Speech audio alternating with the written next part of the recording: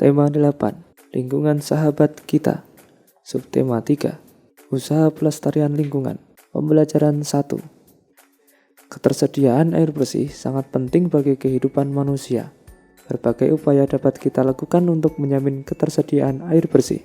Salah satunya adalah dengan cara melakukan reboisasi.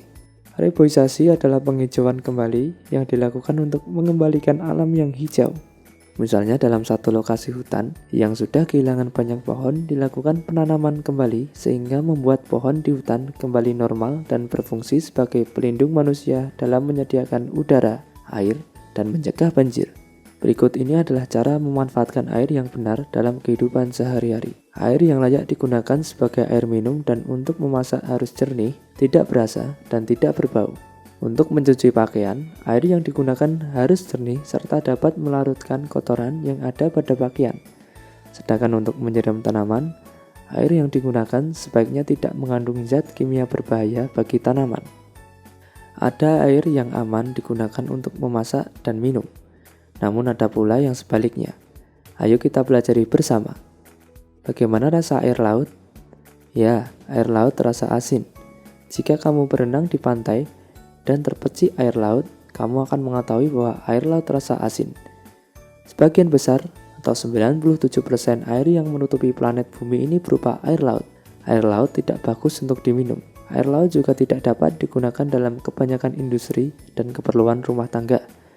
Untunglah 3% air di dunia berupa air segar, yaitu air yang tidak asin dan dapat digunakan untuk minum, memasak, dan mencuci. Persyaratan air bersih merupakan 3 komponen, yaitu persyaratan secara fisik, secara kimia, dan kandungan mikroba yang terdapat di dalamnya. Perhatikanlah pernyataan berikut. Persyaratan secara fisik. A. Tidak keruh. B. Tidak berwarna apapun. C. Tidak berasa apapun. D. Tidak berbau apapun. E. Suhu antara 10 derajat sampai 25 derajat Celcius atau sejuk. F. Tidak meninggalkan endapan. Syarat kimiawi. A. Tidak mengandung bahan kimiawi yang mengandung racun. B. Tidak mengandung zat-zat kimiawi yang berlebihan. C. Cukup yodium. D. pH atau derajat keasaman air antara 6,5 sampai 9,2. Syarat mikrobiologi. A. Tidak mengandung kuman-kuman penyakit seperti disenteri, tipus, dan kolera. Masyarakat memerlukan air dalam jumlah yang sangat besar. Air yang digunakan diambil dari sungai-sungai terdekat atau sumber-sumber air lain seperti sumur. Air dari sungai dan sumber-sumber air dialirkan dan disimpan dalam tangki penampung yang sangat besar. Tangki penampung berisi air ditambahkan sejumlah kecil gas klorin untuk membunuh kuman berbahaya. Selanjutnya, air dipompa melalui pipa bawah tanah menuju ke rumah-rumah penduduk. Air inilah yang digunakan untuk keperluan sehari-hari masyarakat. Sumber air lainnya didapat dari penggalian tanah. Lubang penggalian ini dinamakan sumur. Masyarakat membuat sumur sebagian sumber air untuk keperluan sehari-hari.